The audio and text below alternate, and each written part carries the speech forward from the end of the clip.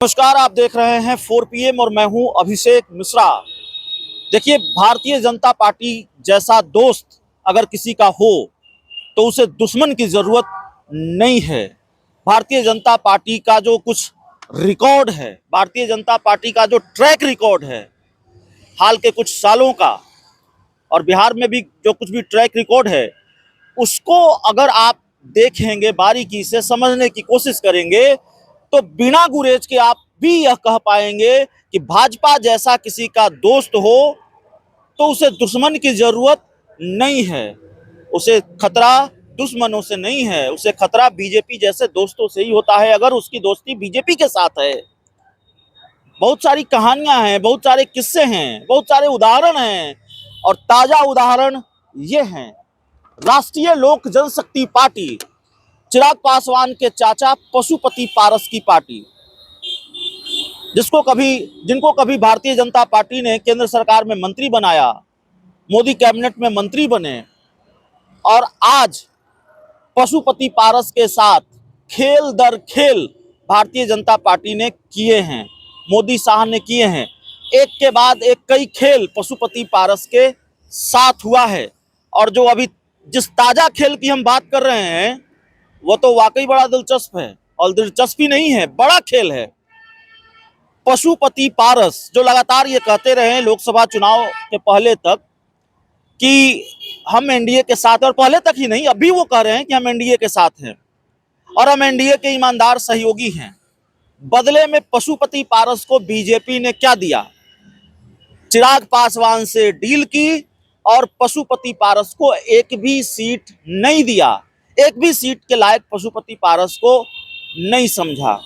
चलिए, ये खेल हो गया, लोकसभा चुनाव भी हो गए, तब भी पशुपति पारस भारतीय जनता पार्टी के एक तरफा प्रेम में पड़े रहे। वो कहते रहे कि हम एनडीए के साथ हैं, हालांकि बीच में उन्होंने थोड़ी मुखालफत की कोशिश जरूर की, लेकिन हथियार डाल दिए बीजेपी के सामने।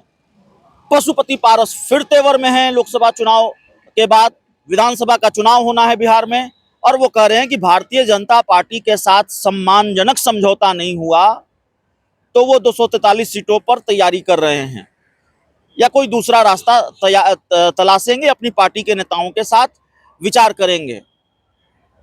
तो भारतीय जनता पार्टी के साथ सम्मानजनक समझौता होगा कि नहीं होगा, इसका जवाब तो आ गया है। पशुपति पारस को के साथ भारतीय जनता पार्टी सम्मानजनक समझौता तो छोड़िए, सम्मान देने को तैयार नहीं है। जो वाजिब सम्मान होना चाहिए या आंशिक सम्मान होना चाहिए गठबंधन के सहयोगी का, वो सम्मान भी पशुपति पारस को भारतीय जनता पार्टी नहीं दे रही है। पशुपति पारस ने अब से कुछ दिन पहले पार्टी की राज्य स्तरीय कमेटी की बैठक बुलाई, राज्य स्तरीय कमेटी की बैठक बुलाई पार्टी की, और उसमें उन्होंने कहा कि देखिए भाई, बिहार में 4 विधानसभा की सीटों पर उपचुनाव होना है, तरारी, बेलागंज, इमामगंज और रामगढ़। तो हमको आपने एक सीट नहीं दिया, बीजेपी ने हमको एक भी सीट नहीं दी लोकसभा के चुनाव में, तो हमको एक सीट दीजिए तरारी। हमारी पार्टी के बड़े नेता हैं सुनील पांडे, वो चुनाव लड़ेंगे, और सुनील पांडे 2020 में आए थे दूसरे नंबर पर। भारतीय जनता पार्टी ने पशुपति पारस की इस डिमांड को लेकर क्या किया जानते हैं?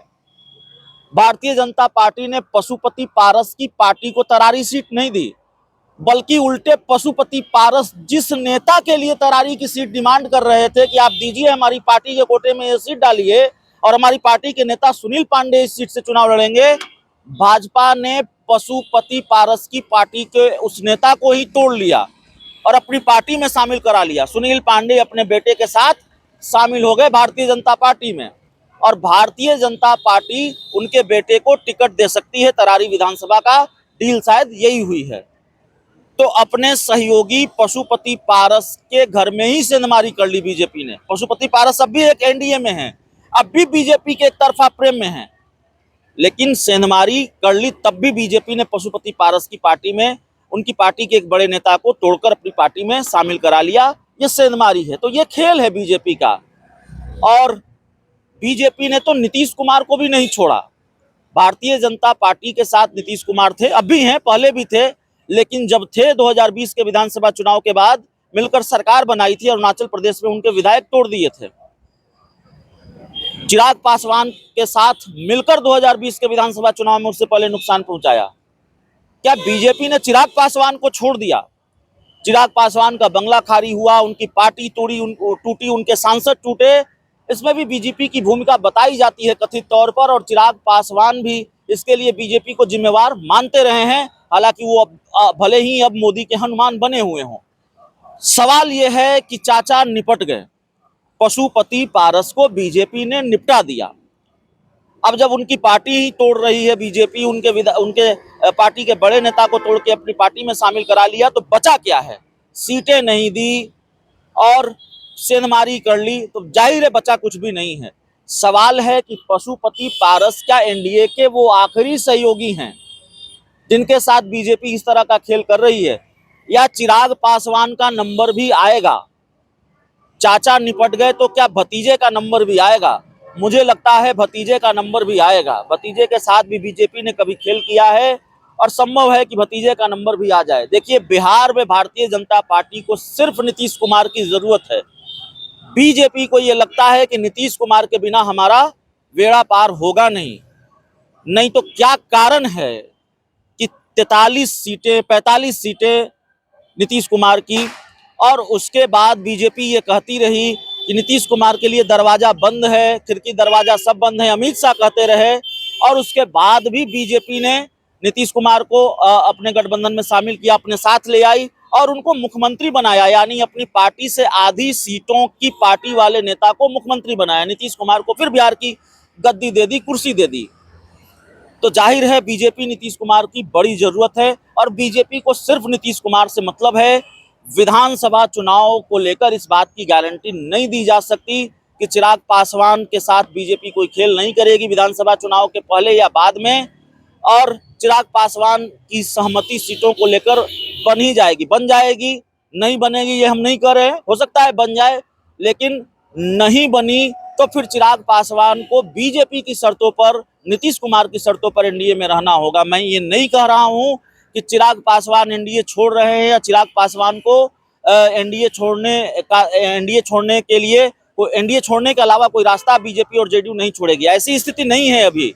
लेकिन बारी अगर पशुपति पारस की आई है, वो निपटे हैं, चाचा की बारी आई है, तो भतीजा भी नहीं निपटेंगे इसकी कोई गारंटी नहीं है। आज पशुपति पारस की बारी है तो कल चिराग की बारी भी आ सकती है, क्योंकि बीजेपी को सिर्फ नीतीश से मतलब है।